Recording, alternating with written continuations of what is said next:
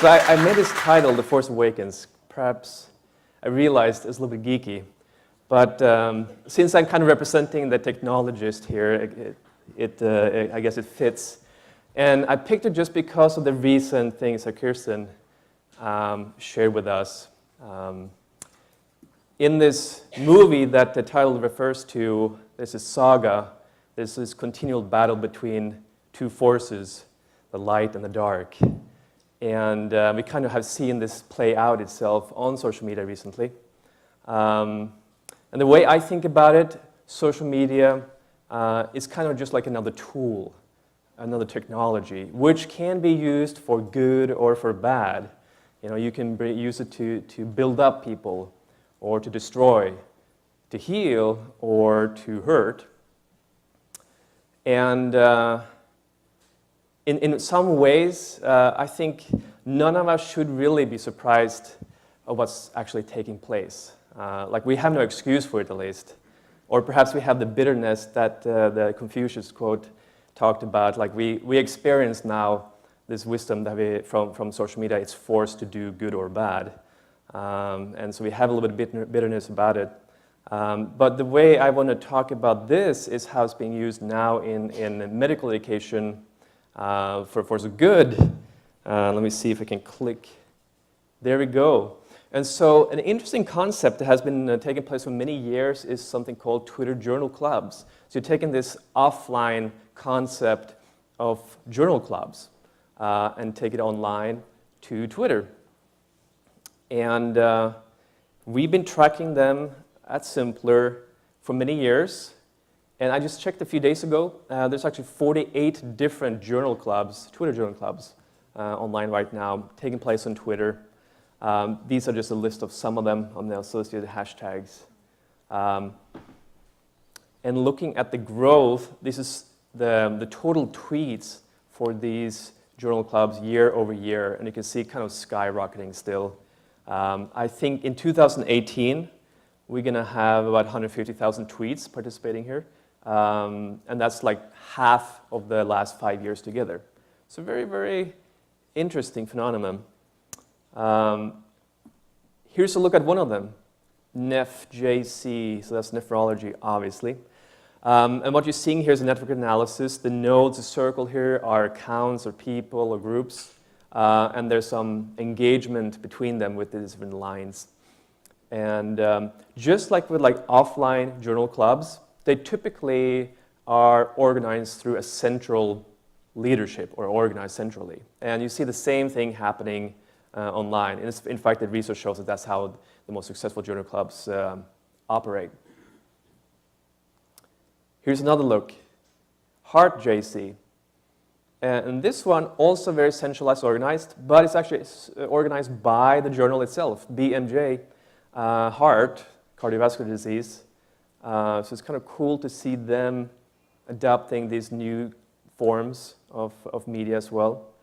And then we have another view. Here's pathology, which looks really differently. It's not as centralized, so it's a bit more decentralized engagement, decentralized governance, perhaps. The interesting part, because Twitter is an open platform, there is no privacy. Anyone can join. So if you're taking this concept, which is typically happening at medical institutions or medical schools, the journal club, and you put it on a platform that has no boundaries, no borders. So you expand the pool of participants in a really big way. So you have people here not located in the same country, at least not the same state, speak different languages, all kinds of stuff, coming together, so kind of opening up the whole thing. And if you looked at the list of some of those journal clubs, some of them are more focused on disease areas, right? And even at those places, you will have some very engaged e-patients who have acquired a lot of knowledge and experience that will actually join in, which is really cool. And I think that's perhaps something that wouldn't otherwise take place. And that I would only assume that increases a new type of knowledge, maybe a new type of empathy for these groups. Here's a look at some neural language processing, just figuring out what are the main topics people are talking about. This is like for rheumatology. And so a journal came out, and these were the topics. And I assume these are the main articles in that journal for that release. Yeah, I had to, no, I didn't have to, but there was no cat pictures or other memes shared. It's not edited, so this is actual real conversations. And diving into one of these real conversations, here's pathology.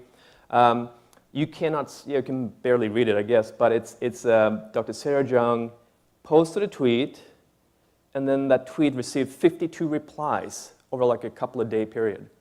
So 52 back and forth conversations. So it's really, really rich, deep discussion going on in the open space, which I find very, very attractive. And so I listed 5 other people there, looking at all the data from last year, 2017. We counted 14,000 people, most doctors or physician providers who actually participated in all of these journals, 14,000 people. And the interesting thing from being open, the data we are able to collect as one of these analytics companies is only the data that people are engaging with stuff, so they actually have to tweet or react to tweet for us to collect it. But the interesting with Twitter is that most people don't. Like, they actually just read or listen. They don't engage. That's my primary way, honestly.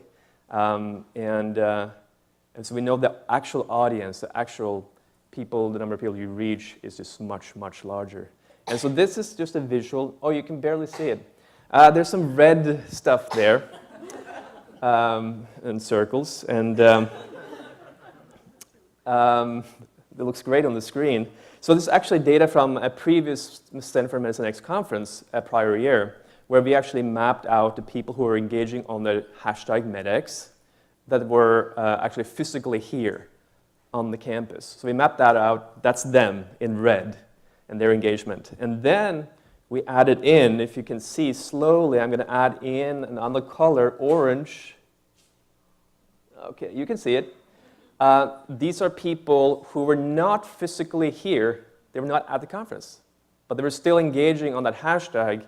And we later learned that they were all over the place. Other states, other countries, all over the place. And so the real audience is like many, many times larger than you can see the people yourself here. So that is some of the beauty, I think, honestly, with these technologies, with these open platforms, where learning can be distributed, people can increase their knowledge from each other through experience, through reading. And also, again, with Stanford Medicine X, we have had a research challenge for the last 3 years. We encouraged people to actually take social data in medicine, in healthcare, and do research and publish. And we also created a database of some of this stuff. And so there's a database of over 200 published journal articles that use some of this data or reference us. And you can find it. Just search for Google, HCSMR. That's Healthcare Social Media Research. It's a great starting place for you to poke around and see what's possible. So yeah, thank you very much.